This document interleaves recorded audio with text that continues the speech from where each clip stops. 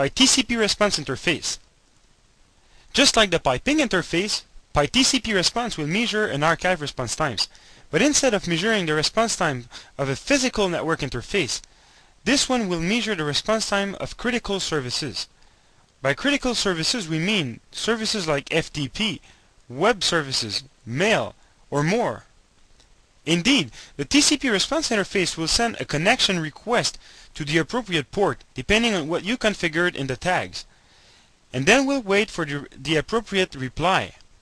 What will be sent to the Pi archive is the time between the request and the reply.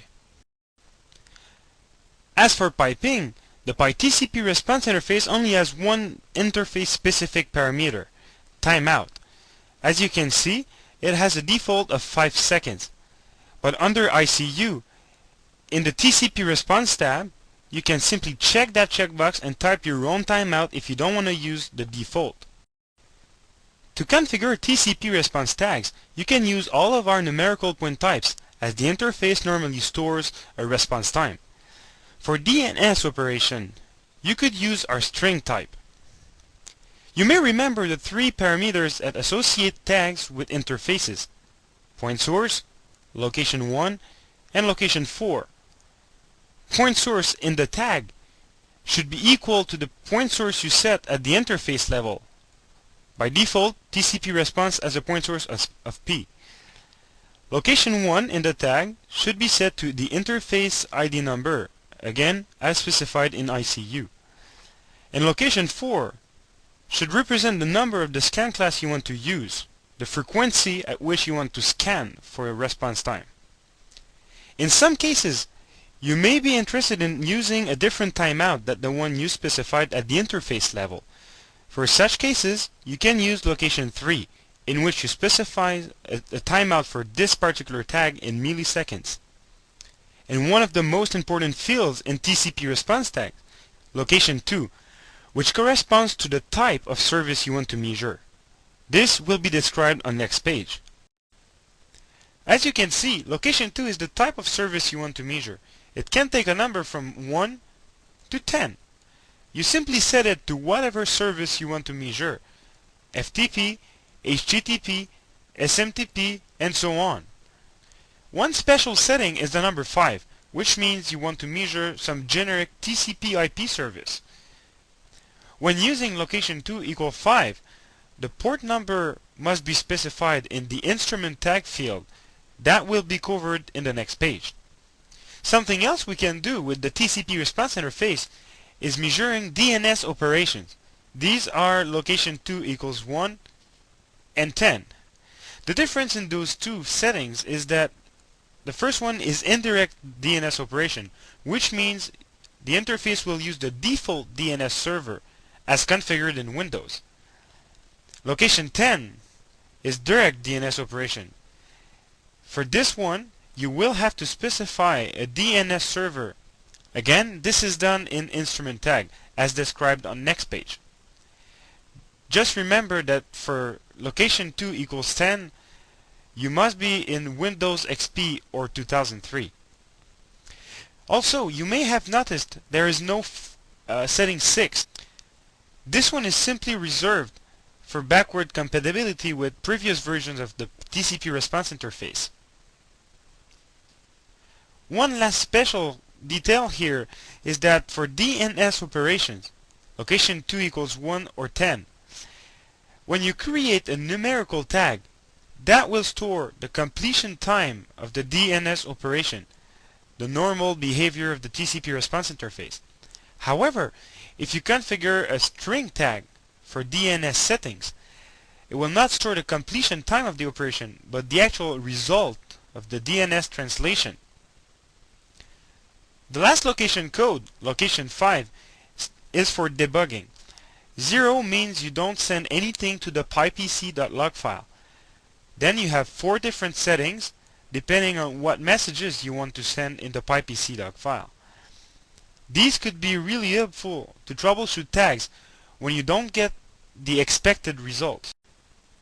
The other important field when configuring TCPResponse tags is instrument tag. This one contains pairs of keywords and values. all separated by semicolons. The most important one is device equals. For all the settings except DNS operation, device equals should contain the machine on which to measure the service. When using location 2 equals 5, which means you want to measure some generic TCP/IP service, it is mandatory that port equals is there with the number of the port to monitor.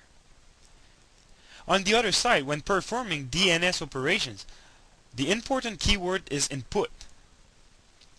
This is where you specify the host name to translate to an IP address, or for indirect DNS operation, you could also translate IP addresses into host names.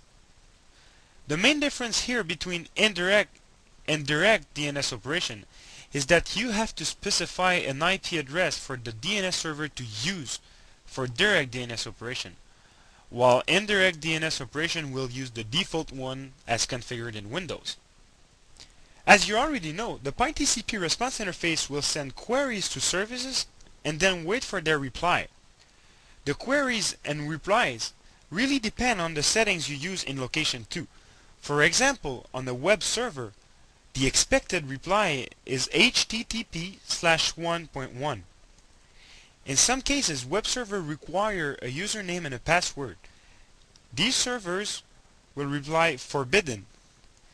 If you want to tell the TCPResponse interface to expect a different answer than the default one, you could also use the keyword reply. This is true for location 2 equals 2, 3, 4, 7, and 8. Otherwise, the interface will simply tell you the service is not running. Something interesting you can do when configuring PyPoints is to configure them event-based. Instead of scanning for values on a regular basis, based on the scan class you selected, you can scan for values whenever a specified tag receives a new value. If you go into Xdesc, the extended descriptor attribute of your tag, you can put event equal and then the name of a tag. Whenever this tag receives a new value, a scan will be triggered.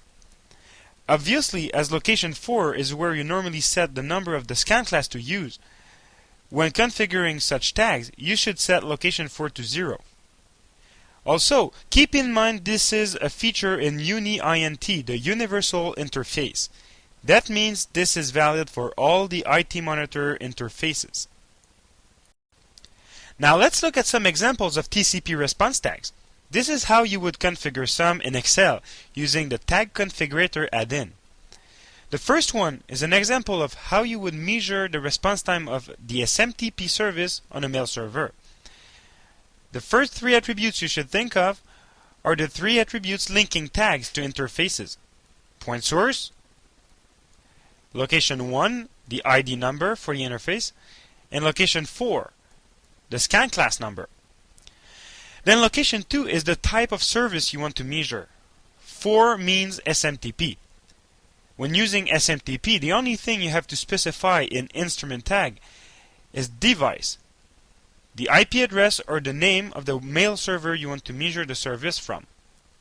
Our second example will actually store the result of a DNS translation for the IP address 10.1.1.15.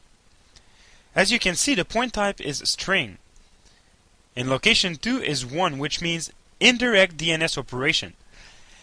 As indirect DNS operation will, by default, use the DNS server as specified in Windows, the only thing you have to specify in instrument tag is input. That means the IP address to translate into a host name. In our last example, we'll measure the response time of terminal services on a server. Because we don't have a predetermined setting in location 2 for terminal services, you would use location 2 set to 5, which means a generic TCP/IP service. When you use a generic TCP/IP service, what you have to do, in addition to specifying the device on which to measure, you have to specify the port number. As you can see, port number for terminal services is 3389. And that is what completes our examples for TCP response tags. If you have access to the regular class manual, what you could do is go for exercise number 13.